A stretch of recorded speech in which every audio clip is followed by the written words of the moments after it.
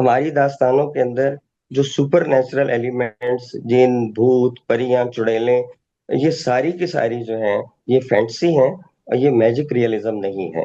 ठीक है। और फैंटेसी के अंदर जाहिर है हम बहुत सारी दास्तानों के हवाले ले सकते हैं।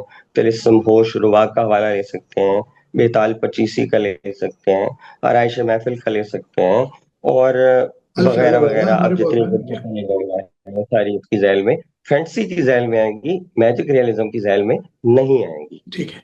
सो ये बहुत अच्छी फैंटेसी वजाहत से आपने ये फरमा इस दी, तरह से बहुत अलग अच्छी होता है। वजाहत फरमाई आपने।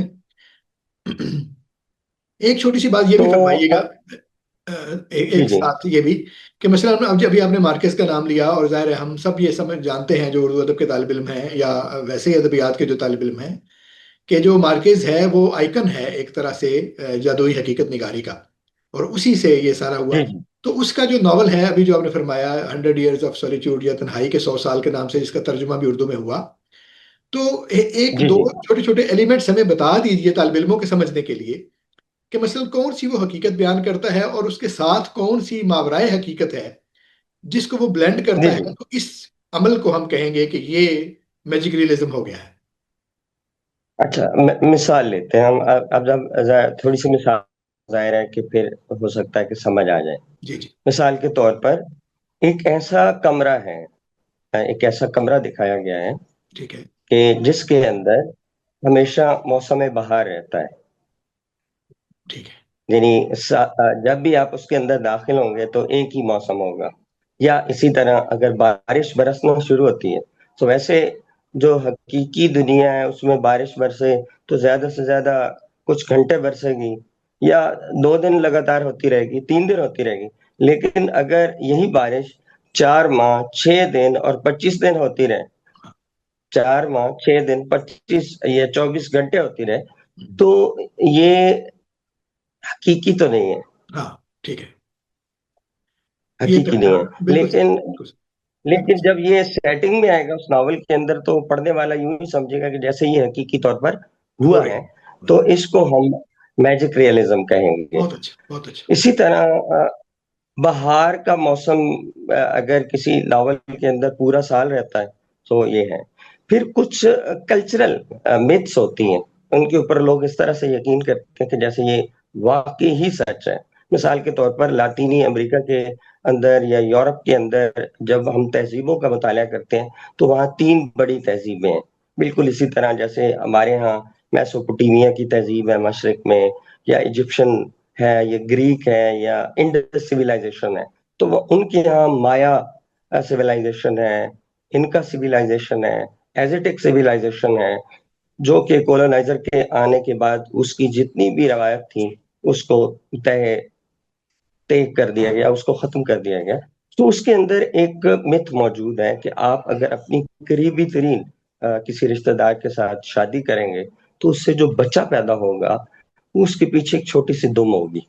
अच्छा। तो मार्कीज के एक नावल के अंदर अर्लियानो गोविंदा, या गोविंदा उसका नाम है, वो शादी इरसा के साथ करता है।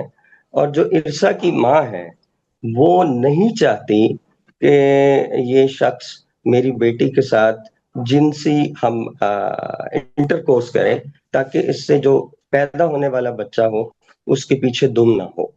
क्योंकि इससे पहले वो बताती है कि इससे पहले भी कुछ साल ऐसा हुआ था कि किसी शख्स ने शादी की थी तो उसके पीछे जो बच्चा पैदा हुआ था तो उसके पीछे एक हड्डी सी निकली हुई थी, और उस हड्डी के एंड पर बाल भी थे। तो वो 42 साल वो बच्चा जिंदा रहा, लेकिन उससे किसी ने और उसने किसी से बात नहीं की। सो इस मिथ के तहत वो फिर उसका मुकम्मल इंतजाम करती है और एक चमड़े का एक जिसे हम कहते हैं कि अंडरवियर या कच्छा बनवाती है, और वो कस के उसके ऊपर बांध देती है ताकि ये जिनसी अमल से ना गुजरे। अब ये एक कल्चरल मिथ है, और इसको जिस तरह से मार्कीज ने अपने उस कहानी के अंदर इस्तेमाल किया है उससे वो बिल्कुल महसूस नहीं होता कि ये कोई अननेचुरल चीज है। सो उसने उस नॉवल के अंदर इस तरह की और बहुत सारी मिसालें हैं जो हमें मिल जाती हैं। फिर मैंने आपको एक एग्जाम्पल दी थी अलीखो कारपेंटियर की, जो क्यूबा का राइटर है। उसका जो नॉवल है the kingdom of this world, उसके अंदर एक गुलाम पिछले जमानों की कहानियां सुनाता है। वो गुलाम जो जिंदा है उसने कई अदवार देखे हुए हैं और एक तवील उम्र पाई है, और वो उम्र जाहिर है सुपर नेचुरल है। जी। मसलन जैसे हम कहते हैं कि हजरत नूह अलैहिस्सलाम जो थे वो 900 साल तक जिंदा रहे, तो उस पे हम सब बिलीव करते हैं, और 900 साल या 1000 साल उन्होंने, सो सीम लाइक दैट वो किरदार जिंदा है और पिछले जमानों की कहानियां सुनाता है, और ऐसे गुलामों की कहानियां सुनाता है जिन्होंने अपने आकाओं के खिलाफ बगावत की और उनका तख्ता उलट दिया। सो वो ऐसे किरदारों की कहानियां उसके पास हैं, और लोग उसकी कहानियां सुनते हैं और सुनने के बाद उसके ऊपर यकीन भी करते हैं। और उसके अंदर जो गुलाम है उनके अंदर सुपर नेचुरल पावर्स हैं। मिसाल के तौर पर कोई गुलाम अगर आका से लड़ता है तो वो अपनी जौन तब्दील कर लेता है, अच्छा। यानी अपने आप को कुछ देर के लिए परिंदे का रूप दे लेता है। हम्म। सो इसी तरह और कई ऐसे गुलाम हैं जिनकी कहानियों के अंदर इस तरह के एलिमेंट्स मौजूद हैं। सो इन इन बुनियादों पर हम जब इन सुपर नेचुरल एलिमेंट्स को कोई भी राइटर रियल सेटिंग्स के अंदर इस तरह से ब्लेंड करें कि वो हकीकत का रूप धार लें और कारी उसके ऊपर शक ना करे और उसे हकीकत समझकर बयानियों को पढ़ता चला जाए, सो उसको हम मैजिक रियलिज्म का नाम दे देते हैं। बहुत और ये इन नावलों के अंदर या इन कहानियों के अंदर से इस्तेमाल की गई है। बहुत अच्छा। तो डॉक्टर साहब, आखिर पे अब ये फरमा दीजिए, क्योंकि हमारा वक्त जो जितना मुख्तस है वो तकरीबन पूरा होने वाला है, आखिर में ये फरमा दीजिए कि क्या उर्दू में, यानी जैसे हमने कहा, कोई क्लासिकी जो हमारी कहानियां हैं या दास्तानें हैं, वो बिल्कुल तो उस पे नहीं है, लेकिन क्या कोई एलिमेंट, कोई अनासिर हमारे यहाँ उर्दू में इसके मिलते हैं पहले? और अगर नहीं है तो बाद में जब ये आ गई हैं कहानियां, तो हमारे यहाँ के कौन से लोग हैं जिनके यहाँ ये ज़रा नुमाया होकर ये टेक्निक जो है ये आई है? हाँ, हमारे यहाँ इस टेक्निक के असरात ज़रूर मौजूद हैं। नॉवलों के अंदर भी हैं, लेकिन अफसानों के अंदर ये ज़्यादा है।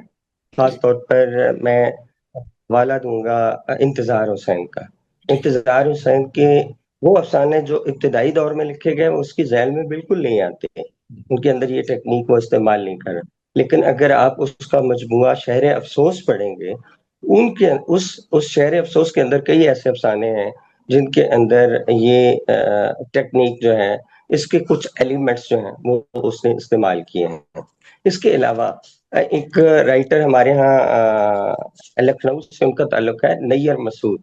जी। जी। नैयर मसूद की कहानियों के अंदर भी जो एलिमेंट्स हैं इसके मैजिक रियलिज्म के वो मौजूद हैं। फिर अनवर सज्जाद और रशीद अमजद ने भी इनको किसी न किसी तरह से इन्हें इस्तेमाल किया है, लेकिन ज्यादातर रशीद अमजद के यहाँ मैजिक रियलिज्म से ज्यादा सर रियलिज्म का जो एलिमेंट्स है वो ज्यादा है। क्योंकि सर रियलिज्म जो है तो उसके अंदर भी सुपर नेचुरल एलिमेंट्स होते हैं, लेकिन फर्क कहाँ पे पैदा होता है मैजिक रियलिज्म और सर रियलिज्म के दरमियान।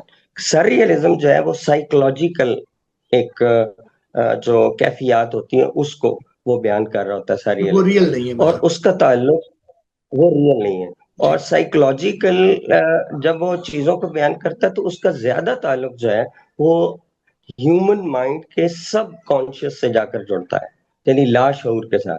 और लाशऊर में आप शायद समझते हैं कि कोई सब रब्त नहीं है सबकॉन्शियस तहत शुरू और होगा ना ही सब। कोई सबकॉन्शियस तो तहत जी शुरू जी, होगा। जी।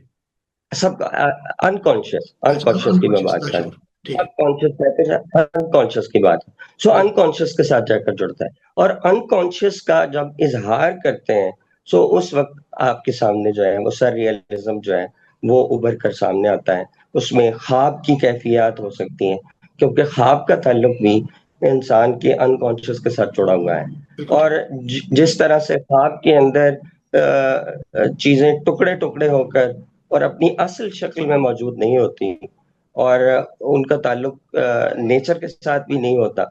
जब हम ख्वाब से बेदार होते हैं तो ओह यार ये तो ख्वाब था, हकीकत में जब आते हैं। लेकिन जो मैजिक रियलिज्म है ये रियलिटी और सुपर नेचुरल के दरमियान जो सरहद है उसको ब्लर करती है, जबकि जो रियलिज्म है ये अनकॉन्शियस की रिप्रेजेंटेशन है। और ठीक, मतलब अनकॉन्शियस जब जाहिर जब है आप उसमें कुछ उसमें भी से नहीं, निकल के हकीकत में आते आपने हैं कुछ भी, तो फिर मुकम्मल तौर पे हकीकत जी में आ जाते हैं।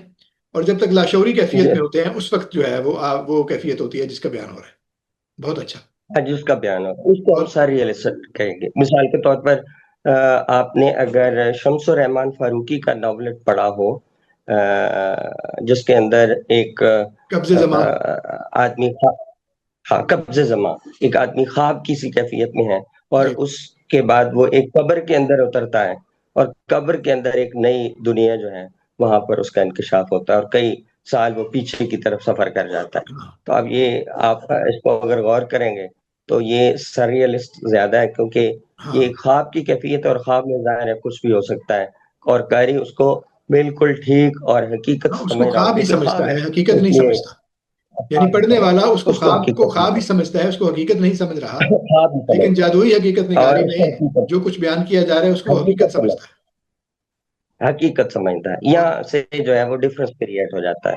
बहुत अच्छा। यहाँ जो है रियलिटी और अननेचुरल एलिमेंट्स, ये एक दूसरे के साथ ब्लेंड हो रहे हैं, जबकि सररियलिज्म के अंदर जक्सटापोज की कैफियत है। जक्सटापोज का मतलब वो एक दूसरे के साथ ब्लेंड नहीं हुए, जबकि आमने सामने है। ठीक है। ख्वाब अलग है और हकीकत अलग है। हाँ, यानी आप ये कभी उसमें इनका दाखिल ब्लेंड होते हैं, नहीं कभी है, उसमें होते हैं, लेकिन वो बहरहाल जो कभी उसमें मंतकें हैं वो अलग अलग है। अलग अलग है। बहुत सो अच्छा। ये सररियलिज्म यहाँ से डिफरेंशिएशन इसकी हो जाती है इस टेक्निक से। सो हम आसानी के साथ इसको अलग कर सकते हैं। यही वजह है कि मैं कह रहा हूँ कि रशीद अमजद के यहाँ मैजिक रियलिज्म के कुछ एलिमेंट्स हैं, लेकिन ज्यादातर उनके यहाँ सररियलिज्म पाया जाता है। इसी तरह अनवर सज्जाद है, तो अनवर सज्जाद के यहाँ भी सररियलिज्म ज्यादा है। जी और हमारे यहाँ जो नए राइटर हैं, ये मिर्जा अतर बेग साहब, जी हाँ, इनके अफसानों और नावलों में भी सररियलिज्म मौजूद है। और जो हसन की सूरत हाल है, अगर आप उसको पढ़ेंगे, तो उसने सररियलिज्म का तजर्बा करने की कोशिश की है। वो उसमें जाहिर है कि वो, और दूसरा जो है उसमें मेटा फिक्शन का उसने इस्तेमाल करके डॉक्टर एक साहब तजर्बा करने की कोशिश की है। ये ये ठीक एक है। अलग बहस है कि जी वो जी कामयाब हुआ है या नहीं हुआ। बहरहाल ये उर्दू में हम इस तरह की बहुत सारी मिसालें जो है वो तलाश कर सकते हैं। कुछ एलिमेंट्स हमें अख्तर रजा सलीमी का जो पहला नावल है, जागे हैं जागे ख्वाब में। हैं ख्वाब में, जी हाँ, उसके अंदर भी नजर आती है। ठीक है। तो बहुत शुक्रिया। उर्दू के अंदर ये हम सूरत मौजूद है। जी बहुत शुक्रिया। अलग से जो है हम सररियलिज्म पर भी आपसे अलग से बात करेंगे और थोड़ी तफसील के साथ इसके साथ ये करेंगे, और इसी तरह जो बाकी तकनीकें हैं उन पर भी बात करेंगे आपसे बहुत वजाहत के साथ, और अलग अलग नुक्ता करके। और इससे पहले सच्ची बात यह है, ये मतलब मेरी तरफ से एतराफ़ है कि मैंने पढ़ा इस पर, जी जी। देखा भी, कुछ लोगों से गुफ्तगू भी की, सुना भी, लेकिन जिस क्लैरिटी के साथ, हम्म, जिस वजाहत के साथ आपने फरमाया है और जितनी समझ आई है, इससे पहले कम से कम मुझे इसकी समझ नहीं थी। तो मैं शुक्रगुजार हूँ कि आपने वक्त इनायत फरमाया और इतनी तवज्जो और इतनी जो वजाहत के साथ इस नुक्ते पर रोशनी डाली। तो उम्मीद है कि हमारे दोस्तों को इस मौजू पर की गई ये बातें पसंद आई होंगी।